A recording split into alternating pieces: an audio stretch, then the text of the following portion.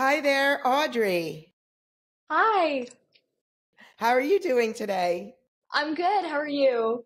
Good. I'm super excited. I'm always excited when I do my podcast, but one reason I'm really excited is shining stars are always a big part of what we do, our center, offering hope to others, a big part of Communicamp.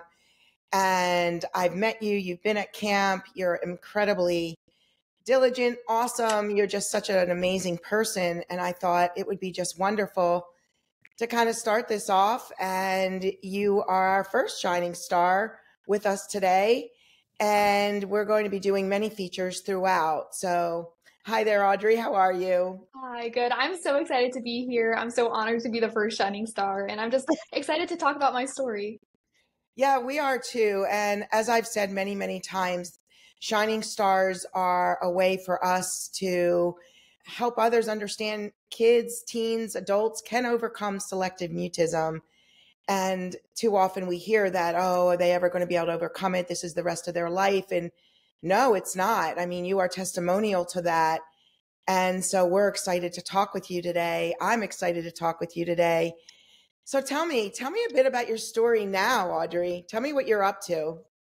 Yeah, so right now I'm a college student. I'm a first year at Gettysburg College, triple majoring in psychology, Spanish, and business. I'm also involved in pageantry, and so I'm the current Miss District of Columbia teen volunteer.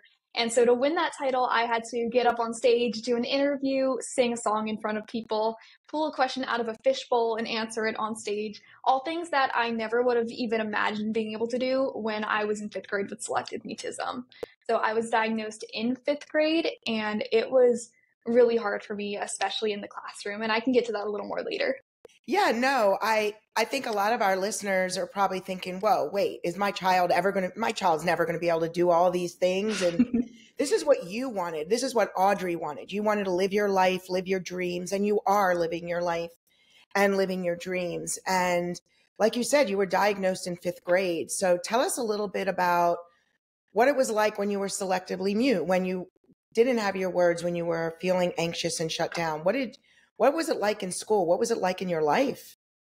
Yeah, so for me, the hardest place to be was school. If a teacher would call on me, I would completely freeze. I couldn't make eye contact, I couldn't look at them. And I really struggled a lot with my peers because they saw me as different.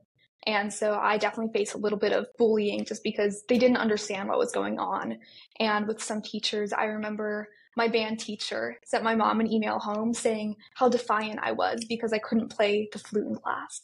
And one day I got in trouble for not playing the flute, and he told me, get up and do it as a solo now. And so, as a kid with selective mutism, I couldn't move. I was frozen. And even if it seemed like I was being rude or defiant, I was just a little girl paralyzed by anxiety. Oh my gosh. So tell me, like, in terms of you were mentioning about school and peers and feeling like you and being bullied. I mean, this is not an uncommon presentation. So you were diagnosed in fifth grade. Prior to the diagnosis and figuring out what it was, what did you and your parents go through? Like where did you seek treatment? Did you think this is just being shy? What did you feel? We felt really lost for a long time. My parents thought I was just really shy, and we didn't even know selective mutism was a thing. And it got to a point where we just kind of realized this isn't normal. This isn't just being shy. And so my mom started doing some research on her computer, just trying to find any answers so I could get any sort of help because she saw how much I was struggling every day. And that's where she was able to find the Smart Center. And from there is where, I was really able to recover and become the person that I am now. Yeah, and you saw Jennifer Brittingham at the Smart Center. Mhm. Yes, So I did. and Jennifer's awesome. I mean, many of our listeners know Jen from our podcast, but also she's been with the Smart Center since like forever. But so I know that it was an awesome experience, and you really, you know, found your words pretty quickly. I tell people all the time that it doesn't take long, and if you find the right, help. And fortunately, for you, I think a big part of this was your parents, right? Like helping Yeah. you, your teachers. So tell me a little bit about how you felt the treatment helped in terms of your parents and how they made changes. Yeah, so a lot of what Jennifer did was involving my parents. We would go in person to the Smart Center about once a month with both my parents. And so they got a lot of the family training, learning how to rephrase questions and help other people interact with me. And I remember my mom and I would always go to stores together after our sessions at the Smart Center. And before we went into the store, I'd have to write down 3 different questions I was going to ask an employee. And then we would come up with spin-off questions and, okay, so what could they say to respond to that? And what would I say in response, just so I could feel super prepared going into that. And it was terrifying at first. I could barely ask someone how their day was, or a question as simple as that. But it got to a point where my mom was always there to support me. And over time, it just got easier and easier. That's amazing. And I think it's interesting when I talk to teens and that have overcome it. I know that when we start, we talk about the bridge a lot, right? So did you use Yeah. the bridge? Do you remember using the bridge in fifth grade? Yeah, I do. Well, it's interesting to hear from individuals that use the bridge as kids. Like we train parents, we work with kids with the bridge. Many tell me that it's very helpful, the bridge. So tell me how the bridge helped you. I think as a kid, just having that visual was really helpful, being able to really see where I'm at and where I need to go. And something that Jennifer really helped me too is with rewards. And every time I would get to a new point in the bridge, it would feel rewarding just to take that step. And then, that might mean I get to get ice cream after our session. And that made it super exciting. But I think just having that visual as a kid was really helpful. Yeah, that's awesome. I know friendships were important to you, and that was a struggle. And tell me how things changed with your parents implementing different play dates. What did you do? And how did your friendships build? Yeah, so I think something that made it really hard for me was in my entire 5th grade class, there were 10 of us. And so I was being mistreated by 2. And so that leaves 8 people. And so it was really hard for me to get around to different people just because there weren't very many options. But I had a few girls that I was really close with. So I would always be paired up with them for projects. And we'd have them over to our house sometimes. But it got to a point I ended up switching schools because I was overcoming my symptoms in every other setting except for school. And we realized that those social situations and just being known as the girl who doesn't talk really held me back from being able to overcome it in school. And so when I switched schools, I told my mom, I don't want anyone to know about selective mutism. I don't want you to tell my teachers, the school, anyone. And she was terrified because she saw what I'd been struggling with at the last school and she wanted me to have the support that I needed. But I knew I was ready. And when I walked into the new school, I made 10 new friends just the first day in my homeroom class. And it was really amazing just seeing the difference in community and that I was really able to leave all my symptoms behind in that moment. And so it worked out really well. So that's interesting. I would say that by far the majority don't have the ability, an option to switch schools. Yeah. So for you, you had come, my guess is, far enough in treatment that you had the skills, but you were kind of stuck in the sense that, wait, everybody knows me. I'm the girl that doesn't talk. And so that break really did speed things along, it sounds like. But not Yeah. most people don't have that ability. So you're fortunate that that worked for you. Yeah. Yeah, because I've had kids over the years that have made switches, but they didn't have the skills, right? So they'll come to me and go, I've switched schools, but they didn't have yet the skills. So what I'm hearing is that you had a lot of skills. You were making huge progress out in the real world, which is stores and restaurants. And it sounds like you remember that and you go getting prizes and things like that. That's awesome. So as far as your, like, one of the things that we talk a lot about is finding areas of interest and finding friends through those areas of interest. Did that hold true for you? Was there like hobbies and interests that helped you bond with other kids? Yeah, definitely. So I always loved theater. And when I was struggling with selective mutism, I didn't have the skills to be able to go up on stage, but I still was in the background of our school choir and I did some different things to sing in front of an audience. Not at the level I do now. Now I do a lot of solo performing, which I couldn't have done before. But I was able to connect with a lot of other people in that choir, in shows that I watched, and different things I paid attention to. And I also was a really big fan of the Hunger Games at the time. And so I also made some friends just talking about that, connecting with that. And I found with that, I was able to meet a lot of people online who had similar interests. And that definitely made it easier to talk and socialize. Would you say finding areas of interest and really focusing on your strengths was key to your treatment? I think so. I think for me, the biggest thing was that I always had a lot of motivation to get through it. I remember the day that my mom told me that there was a name for selective mutism, I was so excited. And I was counting down the days till my first session since I knew I might be able to get over this. And that was so exciting. But having something to talk to people about, just knowing exactly what to say and being excited about it definitely made a big difference. And you have less of a hindrance going into that conversation. No, definitely. That sounds, it's something that you said that I'd love to be able to elaborate on. One was you were very motivated. And that's awesome. And that kind of starts you off really strong. So those that are motivated, that want the help, are already starting, as I say, at the starting gate and ready to go. But there are a lot of listeners, either parents of children and teens, and maybe some adults, that the parents will say, my teen is not motivated. My child is not motivated. They don't want any help. They slam the door in my face. They don't want treatment. What would be your advice to those kids and those teens and those individuals struggling? Yeah, I guess my biggest advice for anyone struggling with selective mutism is just know there's nothing wrong with you. You are normal and you don't have to break yourself down. I think that's my biggest regret from when I was going through selective mutism, is that I didn't separate myself from my selective mutism from my anxiety. And so when I struggled, I would just turn that into self-hatred or self-punishment, instead of realizing this is my anxiety that I'm struggling with and there's nothing wrong with me.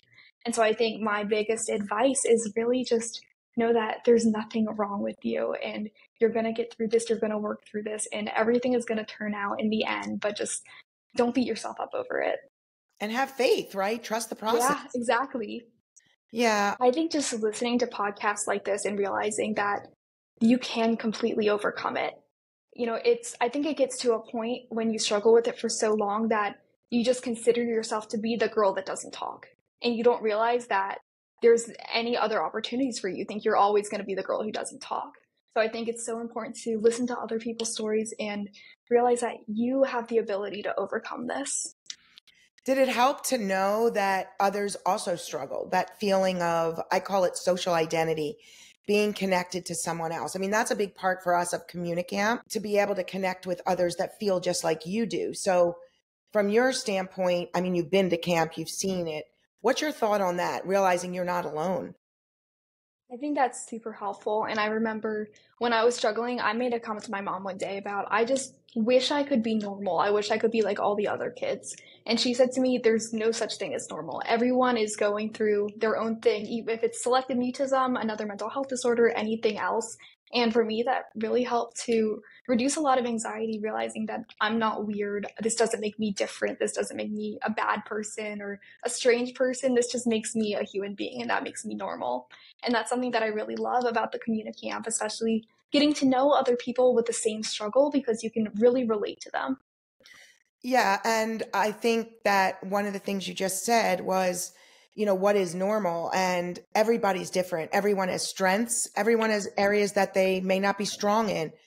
Unfortunately, when you're not speaking, it's very obvious, right? Like that person's not speaking. So it seems almost like a mountain out of a molehill. Like I am the person that doesn't speak, but all the gifts you have, and you have so many, and so many of the individuals we work with have so many gifts, but they almost get squashed down because they can't come out because they don't have a voice. And so it's really important to realize that when you don't have a voice in that moment, or you're feeling anxious, and that's just that moment and that's just that situation, but there's so many strengths about you, and everyone has something that's hard for them, whether it's, math or English or playing a sport or being able to, having some learning challenges, having some speech and language. Everyone has something.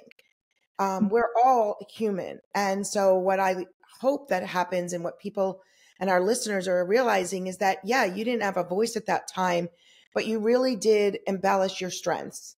And that was a big area that we focused on in treatment, and helping you realize all that you can do, not what you can't do. And then realizing you do have a voice. We just have to help you get there. And you did. Yeah. And I think it's been amazing too, being involved in the Smart Center and getting to meet a lot of people with selective mutism. So many of the kids going through treatment are so creative, so funny, and it's been amazing to see some people going on to do podcasts. Or I know a lot of people with selective mutism who do advocacy Instagram accounts and just finding different ways to use your voice, even if you can't do it verbally, and just finding different ways to express your passions. I just love getting to see that. Yeah, thanks. That is a beautiful part. And we love watching individuals blossom and the hope that we are instilling in others.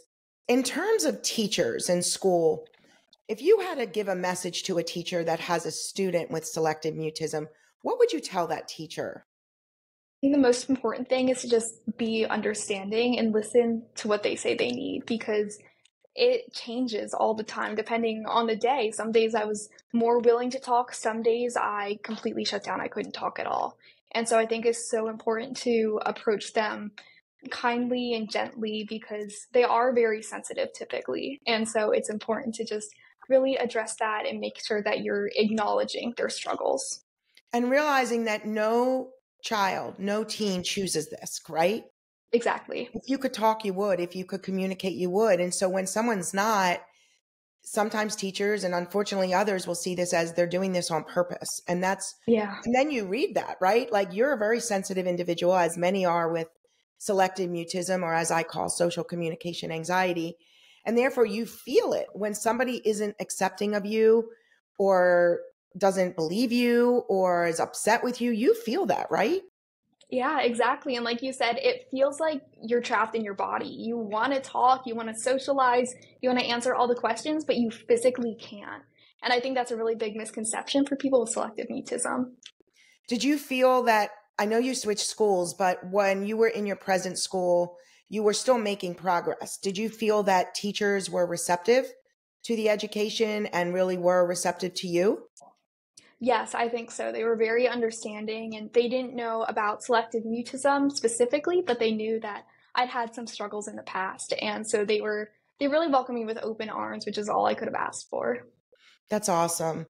So for parents that are listening to this, because the majority of our listeners are parents of children and teens and some adults that are struggling as well are listening to this, and teachers and professionals, what would be some advice to the parents of a child that they're like, oh, is there hope? I don't know. I think my child is so severe and I don't think she's ever going to overcome it. He's never going to get there. What is your advice to them? I've been in that exact same place. And I know talking to my parents about it, they didn't think that I'd be able to overcome it. They never would have imagined that I'd be at a point where I can get on stage, I can talk to a ton of people about selective mutism and advocate for it. And so I think the hope is really important, just knowing what's possible for your kid and using that to really motivate them to get through their treatment, even when it's hard. So there are some parents that are listening that don't know how to talk to their child about this. They really don't. They're uncomfortable. There's many that are like, come on, you can do it, you can do it. And the child shuts down, gets frustrated, and gets upset. What would be your advice to the parent in terms of how to talk to their child about this? Because I know your mother's amazing in terms of the relationship you have and how, she learned a lot and how she talked to you to help you. But what would be your advice to parents that may be seeing their child as being defiant or choosing this or just don't know how to talk to their child? I think the most important thing is to never put pressure on them to talk because that'll usually make them recede even more. I know for me, my mom always approached it in a way, even when I would misbehave and get a timeout, she would tell me, go in timeout now and come out when you're ready to talk. So she would really give me that time to process through my thoughts and get to a point where I was able and comfortable to talk. So just letting it be on their terms with being able to talk and not forcing it out of them. Right. So your timeout, you mean when you did something at home that may be behaviorally, not about you're not Yeah. talking, obviously. No. I knew what you meant, but I just wanted to make sure listeners didn't think mom was putting you in timeout. No. And knowing your mom, I know that wasn't the case, but I just wanted to clarify that. Yes. No, my mom did really great with really just approaching me in a gentle way and giving me the time to be able to find my voice and find my words. So what you're saying is that understanding nature, that understanding of, Yes, Audrey, exactly. I know this is hard and we're going to figure this out together. Yes, exactly. And that's the message that I want our parents that are listening to understand that this is frustrating for you. And the goal is that we educate you as much as possible. We offer you the hope. We teach you the skills. And there's so many resources for that through the selectivemutism.org, which is the Selective Mutism Association. Also, selectivemutismcenter.org, the Smart Center website. We have a wonderful resource page with just tons of resources just to start to get to learn and understand this. But the understanding nature of you're doing this as a team, we're a team, working with you, the child, working with the teachers, your treatment professional, everyone's together in this. It's not like one person's going to work harder. It's everybody together, right? Yeah, because overcoming it, working through it is a really hard, long process. And it really does involve everyone. I think for me, that's why I struggled so much in school, because I had some great teachers who were receptive, but I also had some who weren't. And that is really why school was the hardest place for me to overcome my symptoms, just because I didn't feel that support from my peers and from all of my teachers. And so as long as all three of those pieces are in place, I think that makes the process so much easier for the child. So it's interesting, when you went to the Smart Center, you had gone monthly for about 6 months, and then you went quarterly for about a year. So after that, when you were going quarterly for a year, would you say like you felt like you had overcome it at that point? I think so. At that point, I was able to use my voice when I needed to. I still struggled with some things, like a lot of phobias and some social anxiety, but I wasn't freezing anymore. And so I think I'd overcome a lot of the selective mutism specific symptoms, but I definitely still struggled a lot with anxiety. It wasn't just completely overcoming any anxiety. And I think that's important as well, because we're human, right? Mm-hmm. If anybody says, I never have anxiety, I never feel sad, I mean, that's not real. They're a little bit in denial, right? Yeah. So do you ever have anxiety? Tell me about your anxiety? I don't deal with phobias anymore. I don't have the selective mutism specific symptoms, but I still have that general anxiety that I think is just kind of human nature for a lot of people. Absolutely. No, I agree. And that's important to understand, is that if you have anxiety, you can work towards that and get treatment and help, because we're human. And I mean, I have anxiety, right? I just traveled. I had anxiety getting on the plane. I'm a person, right? Yeah. So tell me about your future. Tell me about some neat, exciting things coming up. Yes, so in this March, I'm super excited because I just found out that I'm actually heading to a national pageant where I'll be competing against 50 other girls all throughout the country. So I'm super excited for that, and I'm really working on prepping for that now. And as I said before, I'm a freshman in college, and my plan after that is to go to grad school for clinical psychology. And I want to be a therapist or psychologist, and I really want to help other kids with selective mutism, because that's something that I'm so passionate about. I got chills.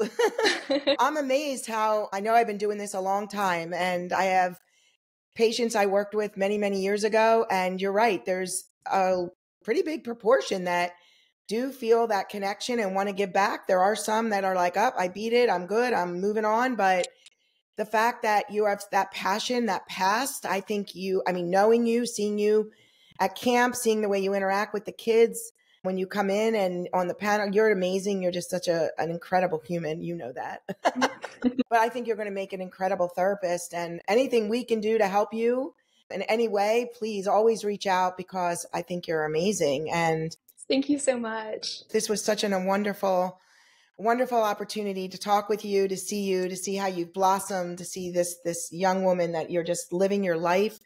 And for me, there's nothing better than to see that. So thank you, thank you, thank you.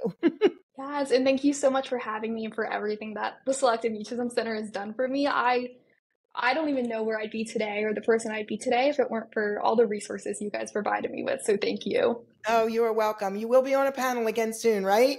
Yes, definitely.